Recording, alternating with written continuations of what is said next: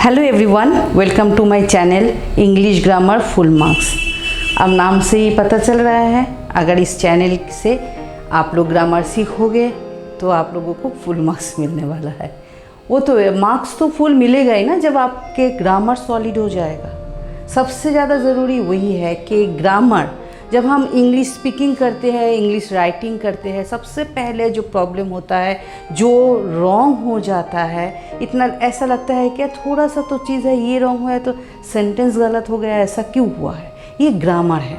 तो ग्रामर को सॉलिड बनाने के लिए ये चैनल स्टार्ट किया गया है। इस चैनल में आप लोगों को ग्रामर के बारे में हर एक चीज़ जो डिटेल में मिलेगा और बहुत अच्छे से आप लोग सीख पाओगे अगर इस चैनल को आप फॉलो करोगे तो। ओके, ये जो है ना, जब मैं मुंबई में होती हूँ तो दिल्ली और कोलकाता के स्टूडेंट मुझे मिस करते हैं। जब मैं कोलकाता में होती हूँ तो दिल्ली और मुंबई के स्टूडेंट मुझे मिस करते हैं। हमेशा उनका फ़ोन मैसेज आता है कि ma'am I miss you teaching. Okay, तो उन बच्चों के लिए जो है कि मैं हमेशा हर एक जगह, एक टाइम में मैं हर एक जगह तो नहीं जा सकती ना। तो आपको एक कहावत याद होगा कि भगवान हर जगह नहीं पहुँच सकती, इसलिए उन्होंने मम्मी बनाया, माँ बनाया। इसलिए जैसे कि मैं हर एक जगह नहीं पहुंच सकती, इसलिए ये चैनल बनाया ताकि आप लोग मुझे तो मिस करोगे लेकिन मेरी टीचिंग मिस नहीं करोगे। तो इस चैनल को सब्सक्राइब कर लो अभी के अभी, और अपने फ्रेंड्स और रिलेटिव्स के साथ भी शेयर करो ताकि ये ग्रामर जो लेसन्स हैं वो लोग भी सीख सके। एक बार अगर आपका ग्रामर सॉलिड हो जाता है तो इंग्लिश के लिए और चिंता करने की ज़रूरत नहीं पड़ेगी।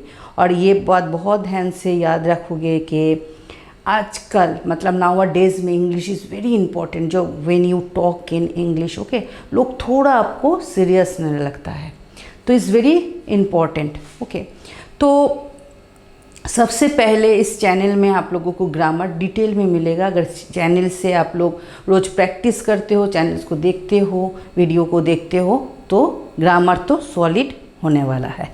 ओके, सो मैं स्टार्ट करती हूँ। ओके, सबसे पहले टुडेज टॉपिक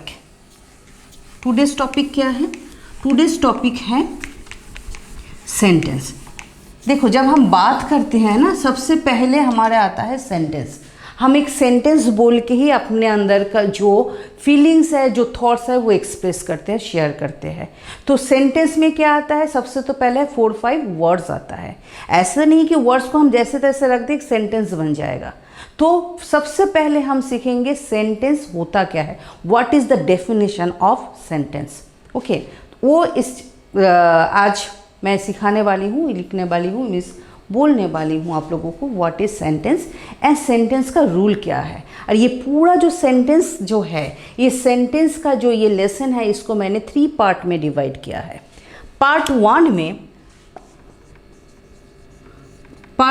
में आप लोग क्या सीखोगे? What is sentence, okay, and rules of sentence. ये हो गया पार्ट 1। पार्ट 1 में आप लोग सीखने वाले हो what is sentence and rule of sentence. Part 2 में सीखोगे काइंड्स ऑफ सेंटेंस।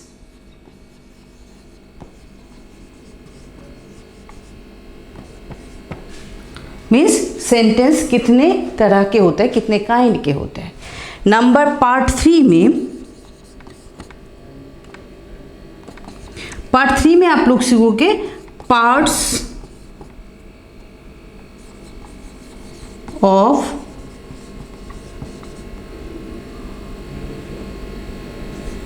सेंटेंस।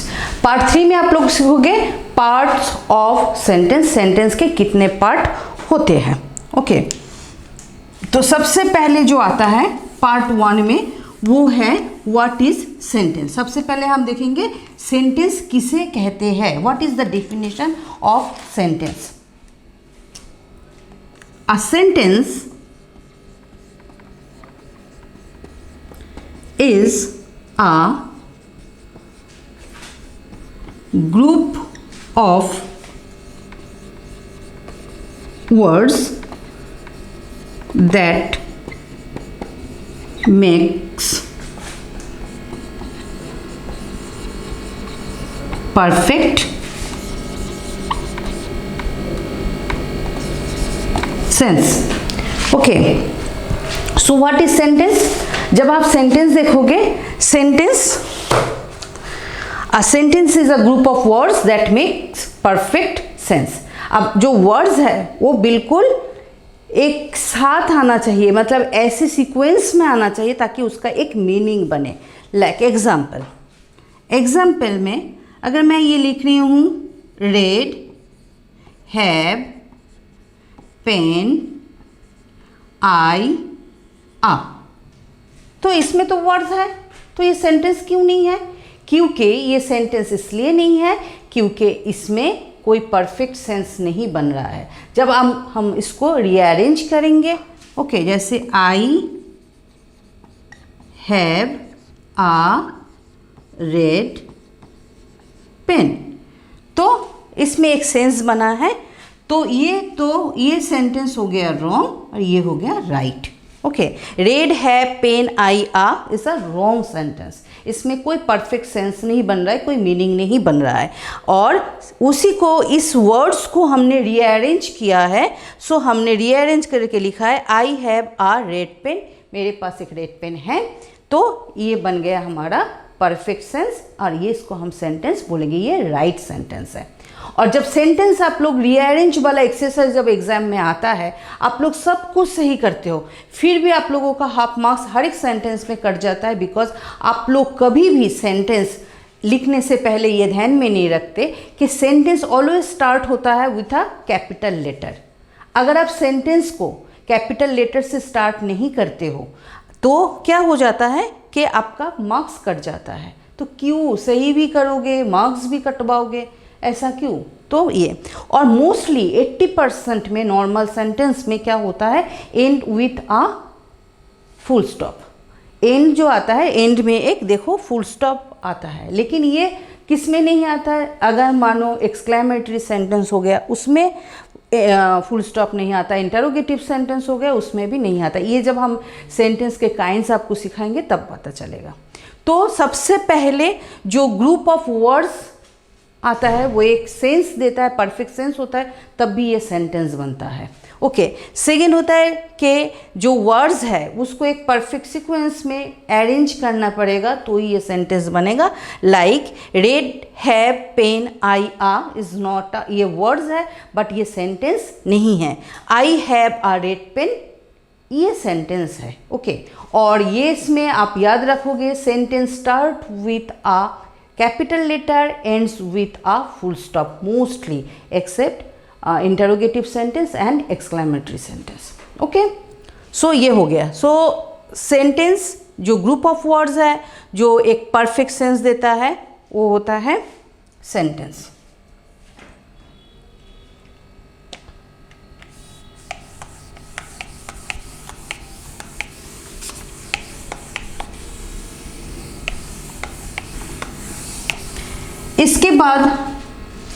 इसके बाद इसी पार्ट में आता है rules of sentence.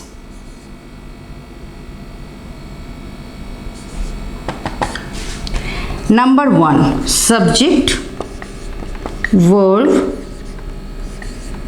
Agreement.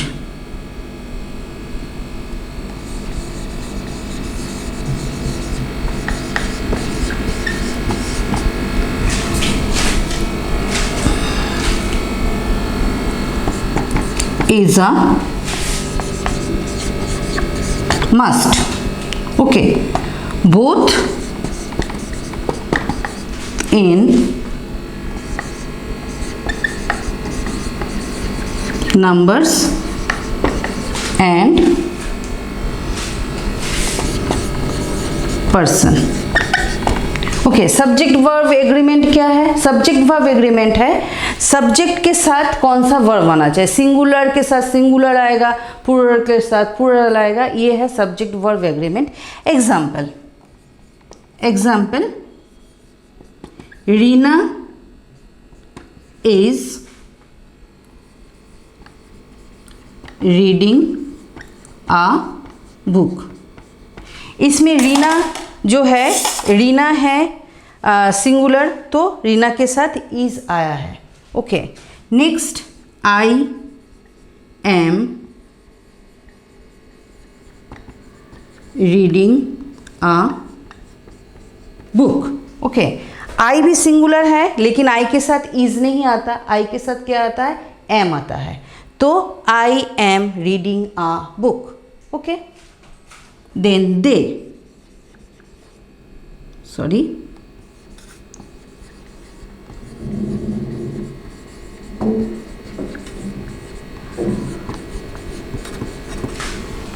They are reading a book. देखो सेंटेंस हमारा रीडिंग अ बुक सेम है, क्या चेंज हुआ है, सब्जेक्ट के साथ वर्ब चेंज हुआ है।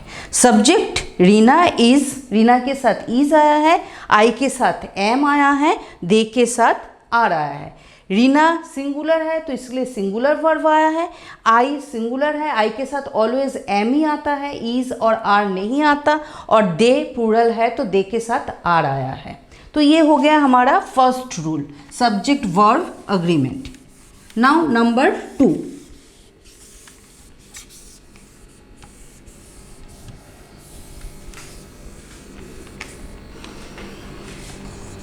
number 2, a plural verb is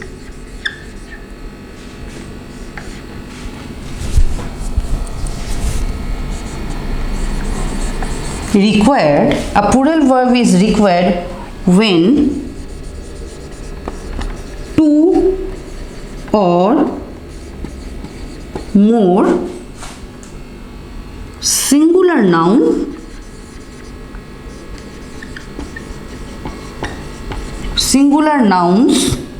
or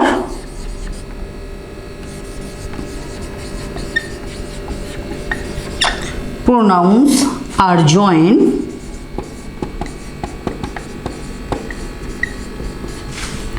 by a conjunction।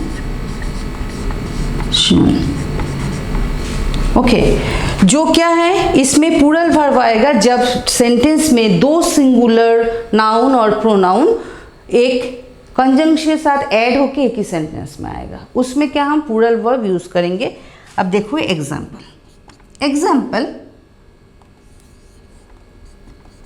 Reena and I R good singer. Reena भी गुड सिंगर है एंड आई, मैं भी गुड सिंगर हूँ। अब देखो इस सेंटेंस में क्या हुआ है, रीना सिंगुलर है, आई सिंगुलर है, रीना के साथ इज आना चाहिए था, आई के साथ एम आना चाहिए था। जैसे ये दोनों एन के साथ ऐड हुआ है तो इसमें इज और एम ना आके आर आया है, तो प्लूरल वर्ब इसमें आया है। ये है हमारा rule number 2।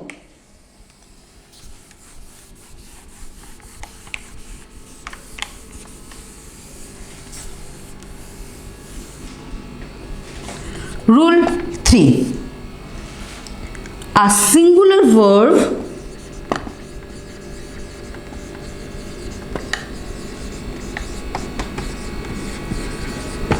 is used when two nouns or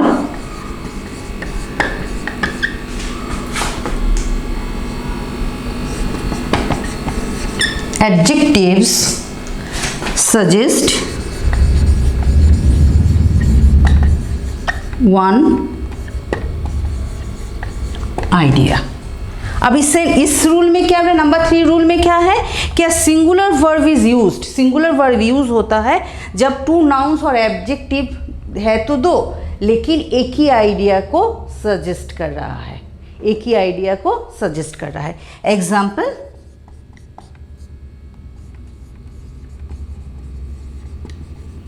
drawing and coloring is my hobby। Okay देखो, ड्राइंग एंड कलरिंग ये क्या है, दो चीज़ है तो प्लूरल होना चाहिए ना। हाँ, अभी देखो फर्स्ट रूल में हमने क्या बोला, आई एंड रीना, दो है तो प्लूरल आया है। लेकिन इसमें क्या है, इसमें भी एंड से ऐड हुआ है, तो आप लोग इसमें कंफ्यूज नहीं होना, इसमें बहुत कंफ्यूजन होता है। बहुत से मोस्टली 80% स्टूडेंट इसमें नंबर जो है, इसमें नंबर लूज करता है। इसमें है drawing and colouring is my hobby. इसमें इज़ क्यों आया है, क्योंकि ये एक हॉबी जो आइडिया है, एक ही आइडिया को सजेस्ट कर रहा है, तो इसमें हमारा सिंगुलर वर्ब आएगा। इस वेरी कन्फ्यूजिंग, अगर आप ठीक से नहीं समझोगे, रट्टा लगाओगे तो गए, तो कन्फ्यूज़ होना ही होना है एग्ज़ाम हॉल में। अगर रट्टा नहीं लगाओगे, समझोगे, तो एक ही बार समझोगे और बार बार सही करोगे। ओके, तो समझना बहुत ज़रूरी है। तो इस नंबर 3 और नंबर 1 में कन्फ्यूज़ नहीं होना। सब number 4,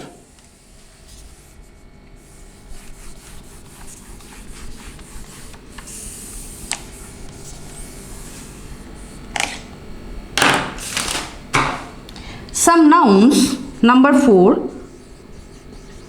some nouns which are singular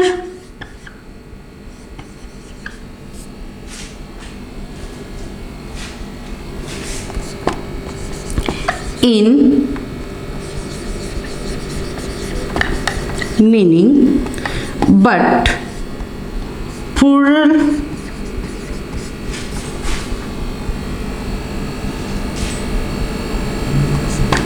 in form. Take,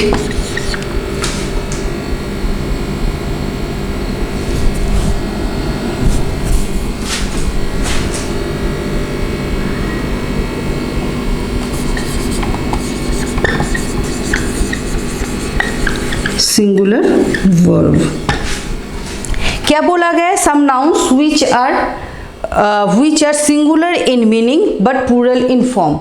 meaning singular है बट प्लूरल फॉर्म में आया है, उसके लिए हमें सिंगुलर वर्ब यूज करना है। Okay, example, the pair of slippers is new. Okay, इसमें पेयर ऑफ स्लीपर्स जो है ये प्लूरल है, लेकिन मीनिंग में जो क्या है, some nouns which are singular in meaning, meaning singular है, पेयर ऑफ स्लीपर्स। ओके, इसके बाद जो नेक्स्ट हमारा जो रूल है नंबर 5, ये बस इसका ही ऑपोजिट है। नंबर 5 इसका ऑपोजिट है, some nouns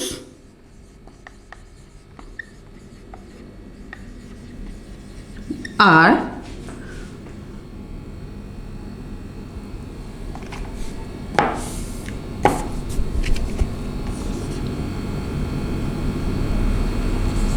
some nouns which are plural in meaning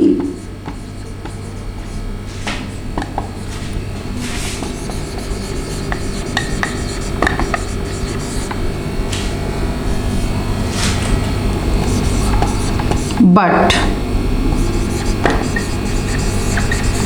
singular in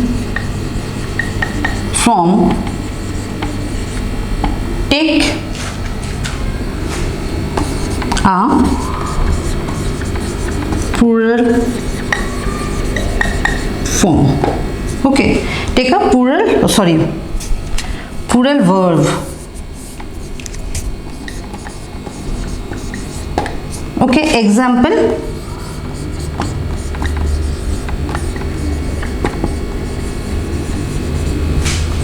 children are playing in the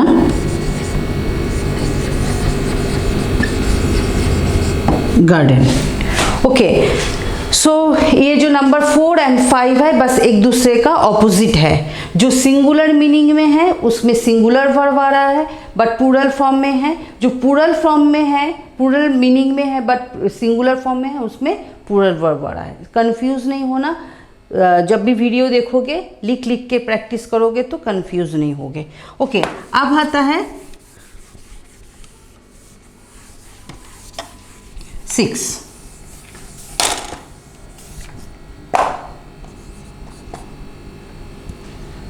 6 में क्या है? Singular verb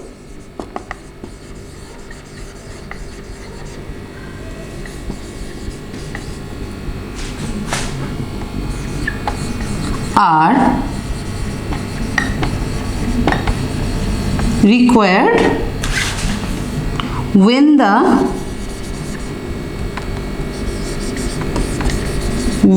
collection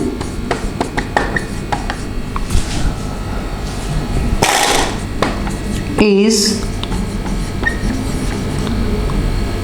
thought of as a whole। इसमें क्या बोला है कि ये जो सिंगुलर वर्ब है ओके, वो एक ग्रुप को रेफर कर रहा है। Example, the troupe is going to give for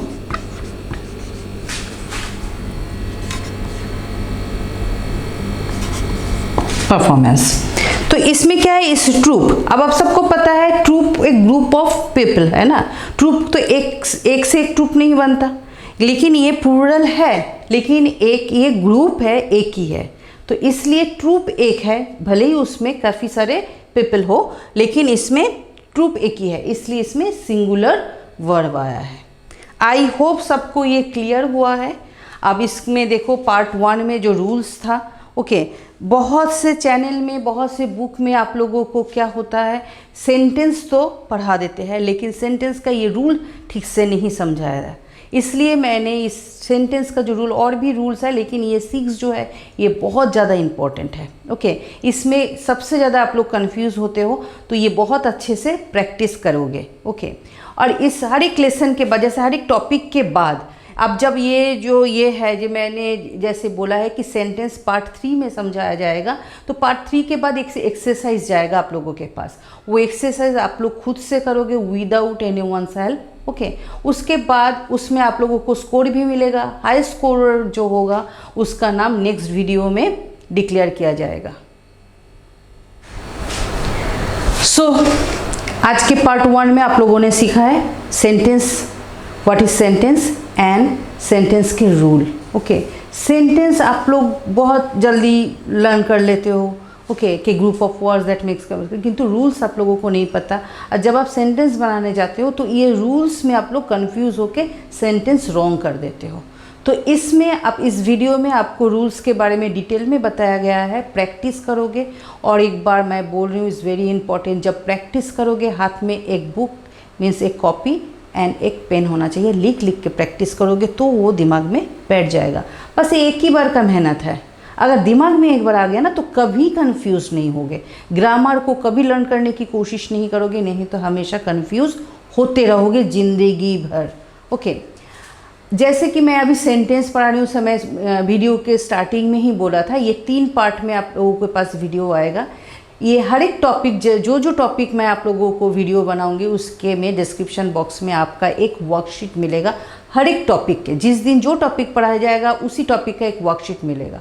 उस वर्कशीट में आप लोग कोशिश करोगे उस वर्कशीट को अपने आप करने की, किसी का विदाउट एनीवन्स हेल्प। ओके, किसी के हेल्प नहीं लोगे, अपने आप से करोगे, ताकि मुझे पता चलेगा आप लोगों ने कितना सीखा है। ओके, उसमें आप लोगों को स्कोर मिलेगा। टॉप स्कोरर का नेम मैं नेक्स्ट वीडियो में डिक्लेयर करूंगी और उसके लिए क्लैपिंग भी होगी। ओके, सो कोशिश करोगे हाई स्कोर लाने की।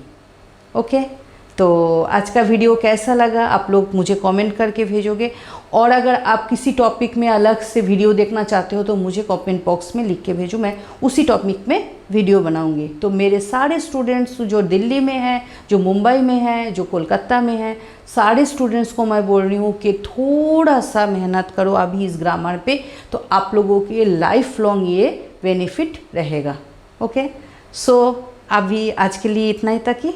Okay, bye bye, love you all, see you in next video. Okay, bye.